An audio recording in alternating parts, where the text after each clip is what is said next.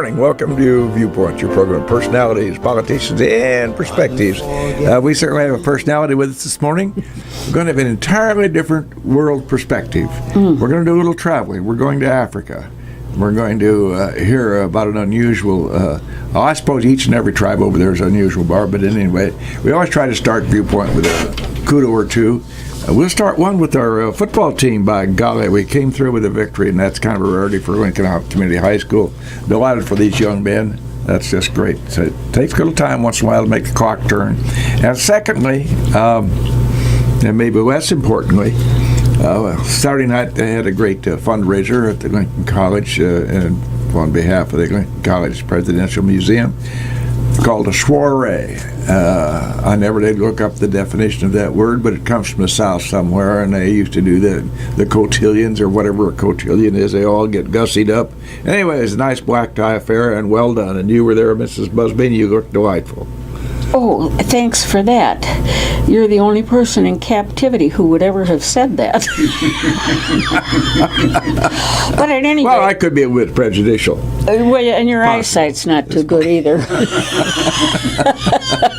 At any rate, it was very nice, and we had a very nice time.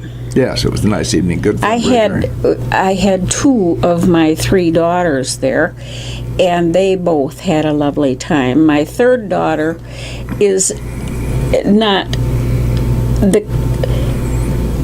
How are you going to say this? You're out on the hook. How are you going to save yourself, Jude?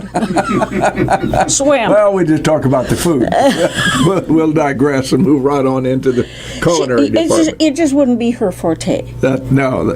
You see, she handled that with a lot of And Jim, aplomb. you know of which one I speak. Yes, I think so. You do. Handled with great aplomb. God love her. She's got so many attributes. Oh, my, yes. But the culinary department, once again, they rose to the occasion and served a lovely meal over there, and it was just really a nice evening. Now, let's get down to some serious business. We're going to go to O'Hare to get on one of the big jobs, and we're going to fly all the way to Europe, and then we're going to fly to Africa. And there we're going to find an unusual situation. Introduce our guest, will you please, dear? Yeah.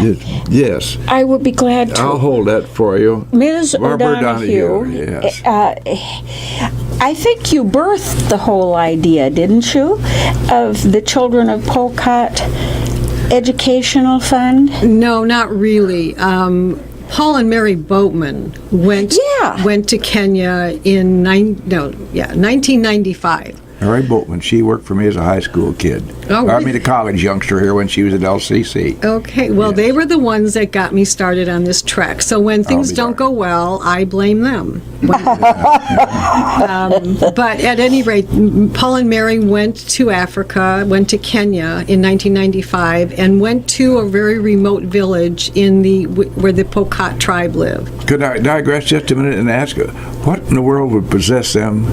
The missionary spirit, I presume, was the answer to that. What possessed them to go to such a godforsaken place? Paul and Mary have gone to many places in the world for missionary purposes, and when I went back with them in '97, part of the trip was to go to visit two missionary families in Kenya to help them. Paul did some counseling, and just to encourage them and to make sure that things were going well with them and their families while they were being missionaries in Kenya. That's and such what an was the altruistic answer? thing, you know?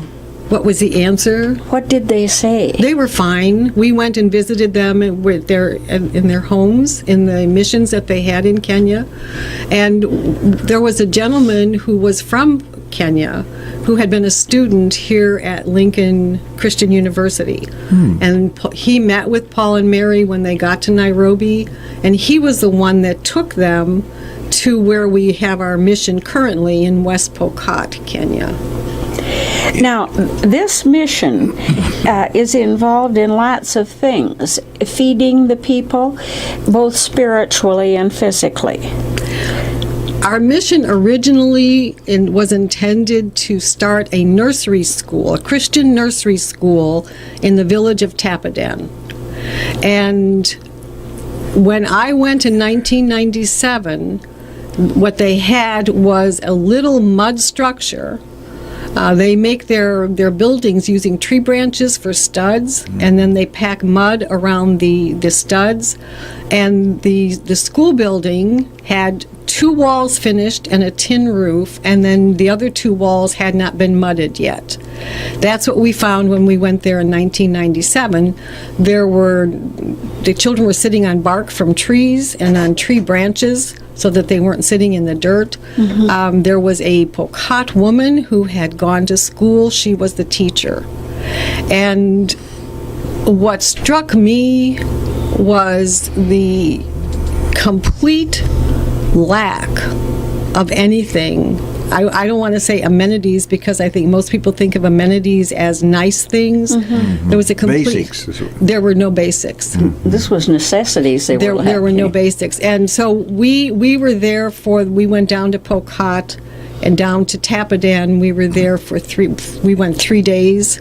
And during that time, it just was so apparent. There's no doctor, there was no health care, there was no clean water, there's no electricity. And so I have a business background, and so I really felt that the reason that God asked me to go was because of my business background. So when I came back, I incorporated the Children of Pokot Educational Fund, and I completed the paperwork to set it up as a 501c3 so that people could give donations and take it off of their taxes. That was what I felt I was being asked to do. And but Paul and Mary were the ones that had the original idea to start the nursery school, and I just came in and kind of elaborated on their thoughts. Ms. O'Donoghue, I want to ask a question. That's a very altruistic thing to do. And we have missionaries around the world, of course. Let us go back to Pokot and define what Pokot is. Is that a nation, a tribe? You know, most of us sit here and comfort our homes, and we don't give much thought to beyond Golden County. Well, these days we've gone a lot further now with terrible things that have happened. But in any event, seriously, our minds don't stray to places like Africa, and when they do, they probably think of a bunch of uneducated natives running around in loincloths and carrying spears and that sort of thing. It's just a thing that we don't really give much thought to or give much credit to. There's a lot of educated folks over there. And you're working with people who are working in education. Where does the level start? In other words, in your educational efforts over there, and that's primarily what you're doing, is it not, Ms. O'Donoghue? Yes. Are you talking youngsters, kindergarten-type youngsters, or high school stage youngsters, or does it cover the gamut? We started with our nursery school. We now currently have 3 nursery classes, and we begin taking the children at age 3. They come into our school and they aren't tested, but the teachers interact with them to see if they think they're capable of coming to school all day. And so we have our nursery, our baby class, it's usually 3-year-olds, 4-year-olds, and then we have a junior nursery and a senior nursery. As our nursery school began to develop, parents came and asked me if we would begin adding classes so that we would have a primary school. And so we currently have 3 nursery classes and 8 primary classes. We have 630 children in Tapadan Christian Academy, and we have hired and employ 48 people who help us keep the school going. Which cometh the money for that? A lot of fundraising. We have churches in the Midwest who support COPE. We have a supporting church in California. Individuals. I believe that for me, the affirmation that we are doing what we are being asked to do is the fact that the money continues to come, even when times are difficult here. And I think that that's an incredible affirmation of our people in this country, that they are willing to take care of children that they will never see. And not until we all get to heaven will they know each other and be able to see each other. And yet there are so many people who are just stepping up and are offering to help these children. You mentioned education. In the valley where we have our mission, the majority of the people have never gone to school. And so our children in our school, in most cases, are first generation to go to school. And I have been going there for some time.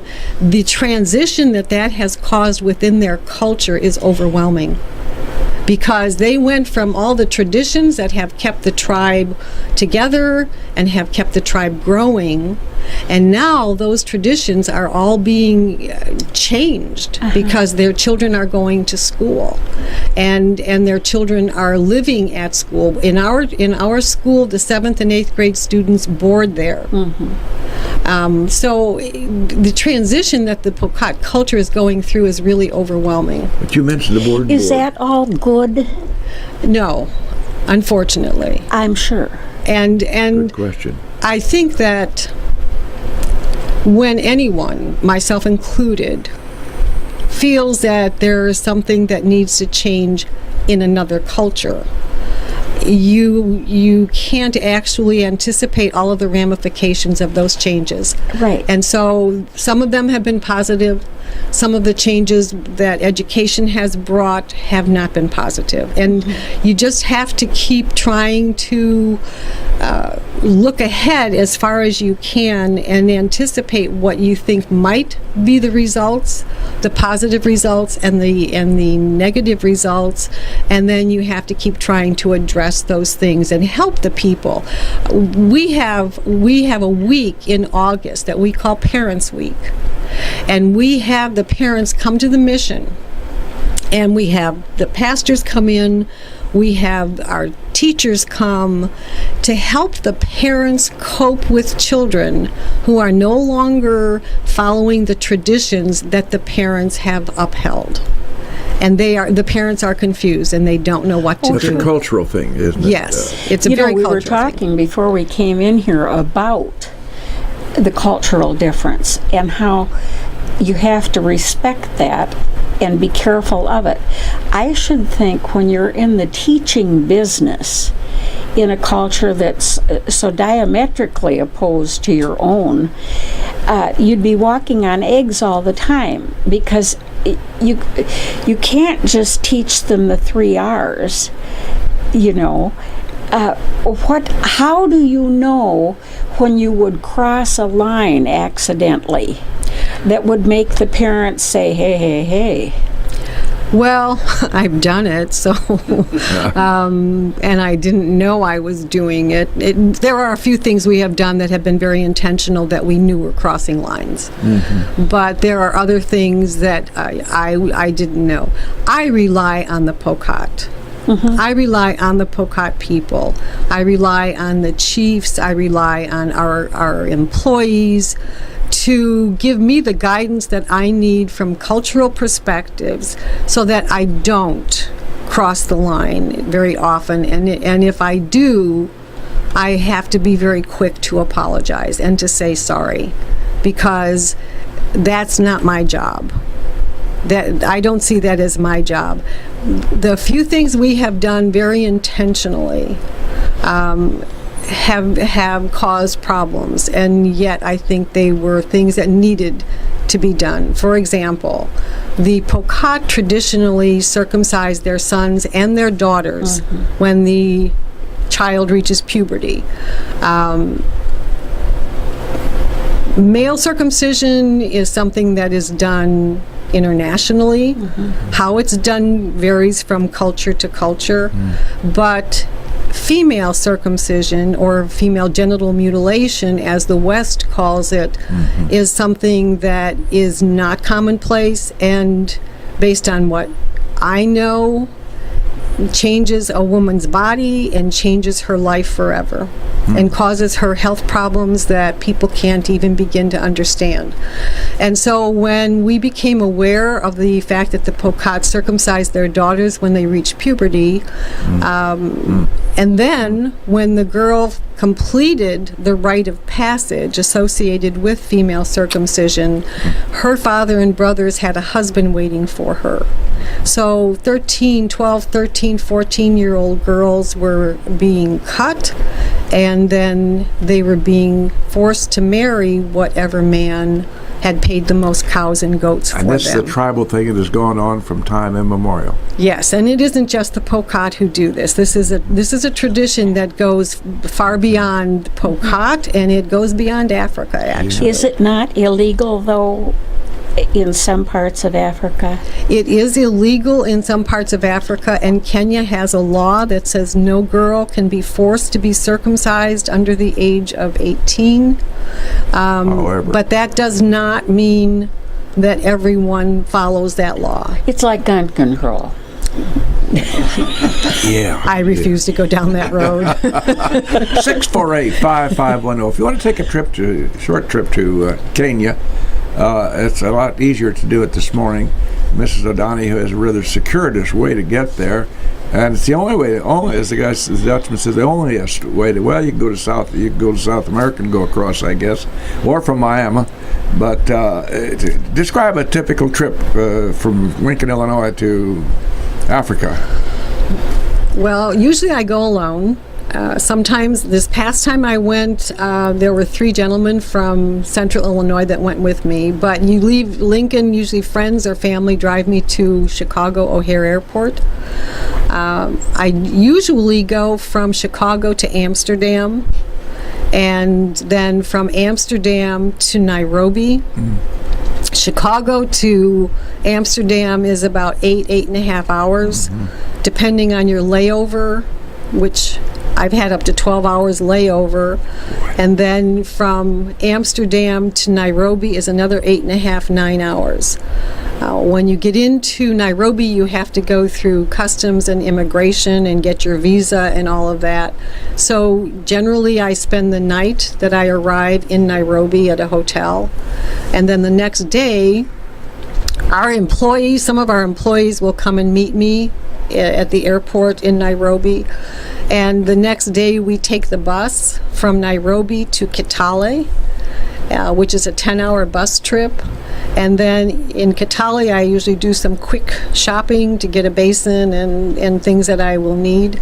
And then we get a public vehicle. They call it a matatu. And you take the matatu from Kitale to my home, which is 2.5 hours. So it's 3 days of sitting up, except when you get into Nairobi and can go to bed. But the sitting up part, I think, is what gets me the most, is that you just don't get to lay down during that whole time. But when I arrive in Pokot, no matter what time it is, the children are waiting for me at the gate, and they are happy I'm back, and I'm very happy that I'm back. And they sing and they dance all the way from the gate to my house to welcome me back to Pokot. Now, every day we accept things for granted, that we're going to have a decent meal, we're going to have a decent bed, and so forth. Describe your quarters. When I first started going to Pokot, I lived in a family compound in a mud house. And why don't you repeat that? A mud house? A mud house, yes. It ain't Hampton. No, it was not. We have no electricity, and we have no running water. So my bathroom facilities are a pit latrine, which is about a block from my house. But if you're in a hurry, that's tough. I lived in a family compound until 2000, and then in 2000 I built a house, and that's where I have been living since then. It's a cement block house with a tin roof, And I moved in. I was by myself for, I think, 3 days. And I woke up one morning and there was a boy outside underneath the tree. And he said, you know, if you need water, I'll get water for you. And if you need firewood to cook, I'll get some firewood for you. I knew him. His name is Julius. And he had nowhere to live. He was going from house to house to house, and so he ended up moving in with me. And since then, I have had many kids move in. I currently have 38 children living with me. And I hope your house is big. no, my house is not big. That's amazing. Go ahead. Well, some people here very graciously donated money, and we did put an addition on my house. So we have a sitting room now, a large sitting room, and that's where we eat our meals, and that's where we, kids relax, and that's where the kids study, is in the sitting room. But I have one room for the boys to sleep in, and I have another room for the girls to sleep in. We have bunk beds, which is what we used to just sleep. The kids used to sleep on the mattresses. Now we actually have bunk beds. And these children are AIDS orphans. They are throwaways.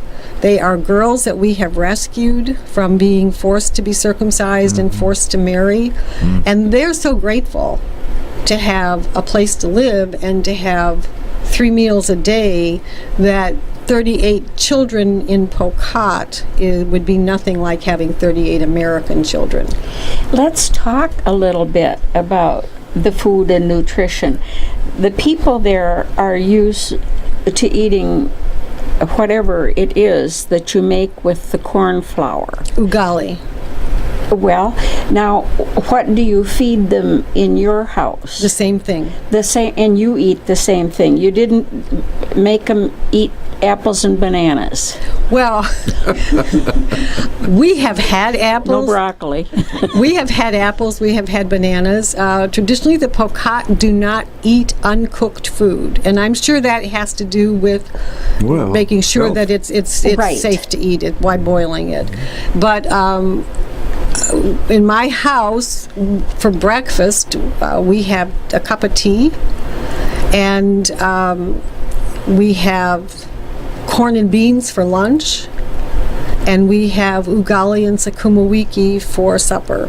So the corn and beans is basically what it is. I mean, you take corn kernels and beans and you boil them until they're chewable, and they put salt in it. And then for our evening meal, we have ugali, which is corn flour. You boil water, and then you add corn flour, and you keep mixing and adding corn flour until it's very, very stiff. You can cut it. Oh. And then the sukuma wiki is like kale. It's a green leafy vegetable. And so that's what people have. We have 3 meals a day in my house, which sets us apart from most families. Most families have, if they're fortunate, they'll have tea in the morning. Many people do not have tea, but most people are trying to have their evening meal of ugali and sukuma wiki.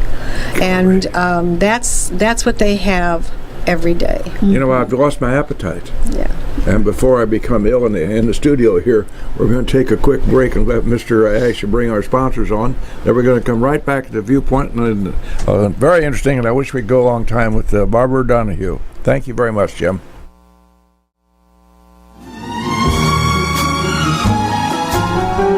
And having paid homage to our sponsors, we're right back in the studios live this morning. The program is The Viewpoint, of course.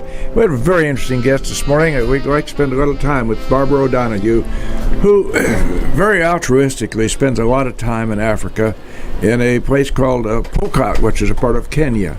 And number one, it has to be an arduous journey to get there. And number two, life is arduous once she gets there. We were talking off air about the fact that there is no such thing as electricity where she is. They have generators, which of course require gasoline, and they have to make a trip to go somewhere. It's not like running down to the IGA store and picking up a pound of butter and a loaf of bread, is it? No, it is not. And those boys, like Bill and Charlie, they don't deliver over there. You have to go get it. We do have things delivered because Do you really? Yes, well, we shop once a month. We go up the mountain once a month and buy all of the food for school, all of the supplies for maintenance, cement for making bricks and things of that nature. So we have a very large shopping list, and our maintenance, a couple of our maintenance people go shop, one of our administrators goes and shops, and we have, I think, 5 people go shopping once a month. And you have to rent, we call them lorries, trucks. Okay. So when they get up there and they find a lorry they can rent, and then they do all the shopping and it's packed into the lorry, and then it comes down the mountain. And then you have to take the lorry back right away? Yes, we have to offload everything when it gets there, and then they leave with their lorry. So we're just hiring it for the day. Sometimes they get there at 9 o'clock at night. Sometimes they get there at 11 o'clock at night, depending on the road, which is not really a very good road, which is a serious understatement. We have that in Lincoln, Illinois. No, you don't have roads like we have in Pokot. They're arguing about that right now as we speak. I'm sure. Barbara, the cultural differences that we can't begin to fathom here in this country, although we do have a cultural difference between Democrats and Republicans, I noted, but not that type of cultural difference. Different factions of different cultures and tribes with which you among who you work. Yes, the tribes in Kenya, certainly the tribes that are have animals, compete with each other for the cows. So the Pokot tribe is bordered. We are bordered by Uganda, where I am. We're 10 kilometers from the Ugandan border. We have Turkana tribe is north of us. We have Samburu tribe is near us. The Karamojong are near us. And there are tribal wars. And so security becomes an issue, because the tribal wars are usually and traditionally have been over livestock. The Pokot believe all of the cows were made for them, and the Samburu believe all of the cows belong to them, and the Maasai believe all the cows belong to them. And so traditionally one tribe has invaded another tribe's territory and stolen cows and goats. They have done this with spears, bows, and arrows. Unfortunately, now the West has moved into the area, and we now have cattle rustling with AK-47s. Oh, Wow. Isn't that special? And so it's so security is an issue, and it's a problem. And you're dealing with people in an extremely poor area. When you think about it, they have no electricity, they have no running water, we right now, this year in Kenya had severe drought.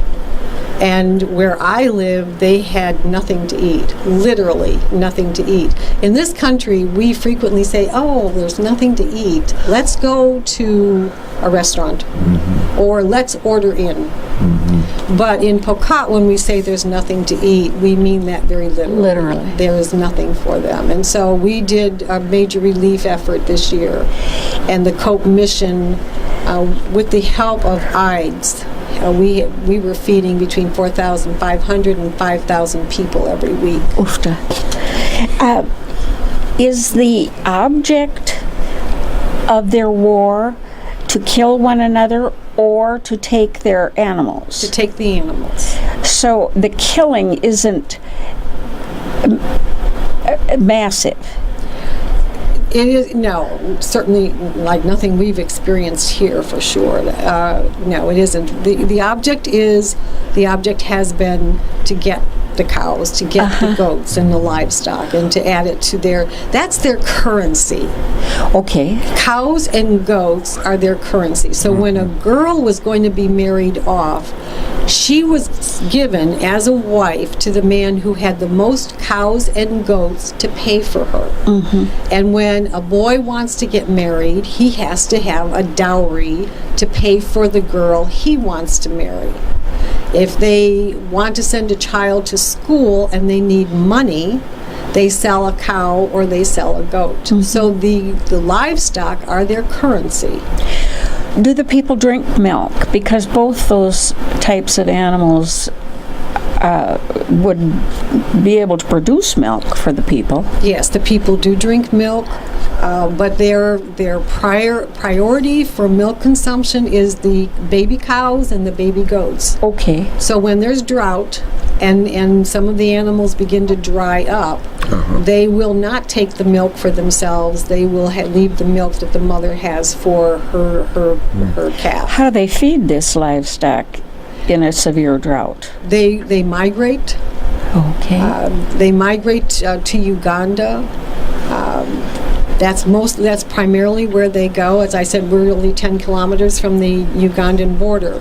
And so they will take their cows and their goats and they will go into Uganda, which oftentimes creates problems with the tribes there. But there's a large population of Pokot in Uganda. And so they will go into Uganda and try to find water and try to find grass for their livestock. What's the water situation on balance, especially during this drought? The Suam River runs right near our property, and that is a source of water for many, many people. When I started going there, that was what I used to bathe, was water from the Suam, which is the color of coffee with cream. That's reassuring. You did. I never got a sense of cleanliness. I just got a sense of being wet. Yeah, oh, I'm sure. I bet. But since then, we have been very, very blessed. Lincoln Rotary gave COPE $5,000, and we used that money to dig a shallow well. And God has blessed us in a tremendous way, because where we dug the shallow well, we have never been without water. Even in the drought, we have always had water in our shallow well. And how far do you have to go to get to the shallow well? It's about a mile from my house to the shallow well. So again, we're transporting that in containers of some sort. Jerry cans. We have 20-liter jerry cans. And the children in my house, the boys, the bigger kids, that was their job. They would come home from school in the evening, change out of their uniforms, get the jerry cans, carry them down, climb into the well, fill them up, and bring them home so that we had water to cook and water to bathe. But we partnered with Water Missions International 3 years ago, and we now have a water purification system, and we have clean water. Our agreement with Water Missions International was that we would provide the labor and half of the money, and they would provide the equipment and the expertise. So our people dug miles of trenches, 2 feet wide, 3 feet deep, by hand to lay the hose pipe for the water to come through. From the river? From the shallow well. From the shallow well. From the shallow well. So we now have 8 locations in our mission where we have pumps, taps, and you can get clean water that we can drink. We also have the water available for the community. So there is clean water there now, which is a major, major improvement. All of the waterborne diseases that are so prevalent, we have a means of cutting back on that. Part of it is teaching people the value of having purified water as opposed to drinking water from the river. 648-5510. Somebody might have a question of a lady from Lincoln Logan County who's doing a very altruistic lifestyle, serving God in His way, and helping folks over there are so privileges that they just don't have. We have no conception of life over there. No. None at all. And for me, it's hard to come back here. It is. Yes, because with all of our creature comforts. Yes, and so many of us don't appreciate what we have. We take it all for granted and expect that we should have more. And it's hard. I have an easier time adjusting going to Pokot than I do coming back to the U.S. because it's really hard to not be judgmental. It is really hard to not judge people here, and that's not my job. And so when I come back, I usually stay in my house for however long it takes me to fix my mind and fix my mouth and fix my heart so that I can be here, and I can be here very graciously without the sense. Sometimes it's just anger. I'm in a valley with 350,000 people. We do not have one doctor, and so people are dying because there's no one there to take care of them. And I don't think we have maybe 2 registered nurses, and the other medical care providers are LPNs. I'm not putting them down by any stretch of the imagination. No. They do the very best they can, but it's an awful situation to see people suffering from things that we would be able to take care of in a very short time, and they have no concept of that it can even be fixed, let alone have it fixed. How do these medical people get any medicines to help somebody who's suffering? And something as simple as an aspirin. You know? The government of Kenya has hospitals in Kenya. You use the term loosely, evidently, by your gesture. I did, and they are nothing that anyone here would consider even thinking about going to. In Pokot, where I am, as I said, we don't have a doctor. The hospital in Ketchaliba, which is about 6 kilometers from our mission, they do have electricity there, but they don't have X-ray machines. They don't have anything, so that most of the diagnosing that is done there is by blood tests, so they can say, yes, you have malaria, or yes, you have brucellosis, typhoid. Those are the most common diseases that we deal with, but then they just give you pills to take, and malaria medication is free. I think brucellosis may be free. Typhoid is not free. So people have to come up with the money to pay for the treatments. And again, they come up with the money by selling a goat or selling a cow or something in order to be able to care for people. We have a dispensary at our mission, and we provide free medicine to people. We provide free medical care to people and free treatment, because if they don't have the money to pay, they go without. The Pokot believe in curses, and so if something happens to them, they become ill, they will go to the witch doctor before they will go to get medication. And so health education is a serious concern and something we do all the time. AIDS is rampant. Absolutely rampant in Pokot.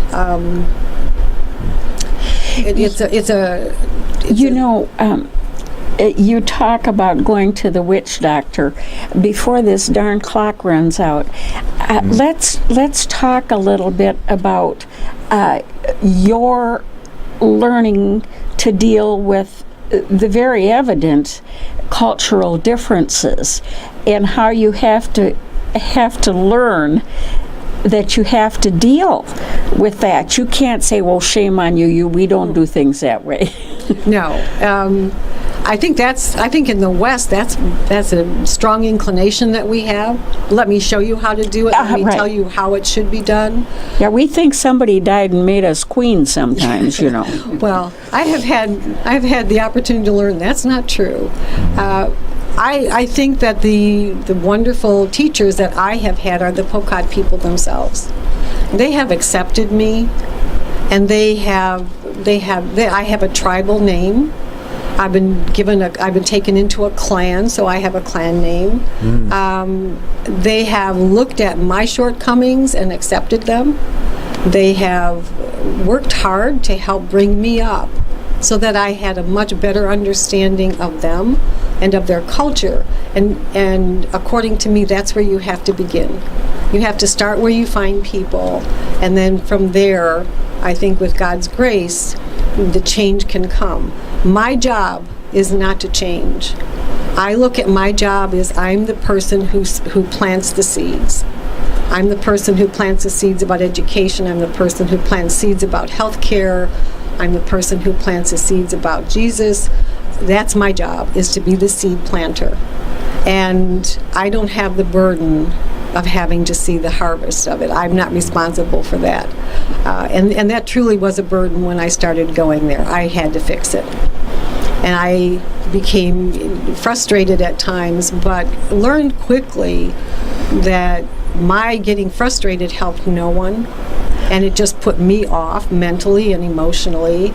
And so my job is to plant the seeds and to let the Holy Spirit do the harvesting, which has given me a wonderful peace of mind. Barb, real quickly, you mentioned the capital, the currency of the realm, so to speak. Is there a need for a bank, as we know a bank, in where you are? Is there any such commercial trade like that? Yes, we have banks, and there are banks in Kenya. We actually have a branch. Equity Bank has a branch in Ketchaliba. We tried to get all of our employees to sign up so that we could deposit their checks, their wages into the Equity Bank, and they could then take the funds out. But the majority of our employees are not educated.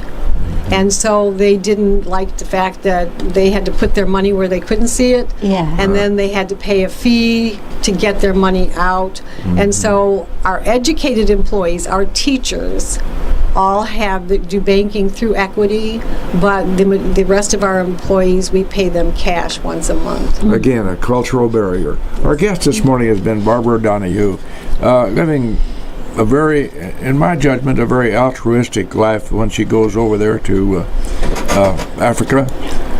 Certainly our daily delicacies that we enjoy every day, take for granted, such as air conditioning, running down to the grocery store, go down to Charlie and Bill at the IGA store and pick up something.